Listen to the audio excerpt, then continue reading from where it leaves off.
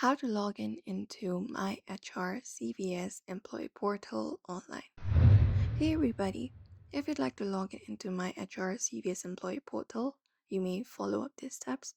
So for that, you can head over to any of the browser available and basically search for myhr.cvs.com and find the particular portal, this one right here. And then once you find the particular link, just go ahead and access the login page where you can use your user ID. Right below it, the password for your HR employee account, and then tap on login option. And once you tap on it, you will be basically accessing the website. For if there is any verification, just go ahead and complete it up. Apart from that, if you've forgotten your user ID or passport, you can just go ahead and tap on that option right here, available right below login page, and that's it. So if you'd also like to log in into MyHR CVS employee portal, you can follow up these steps.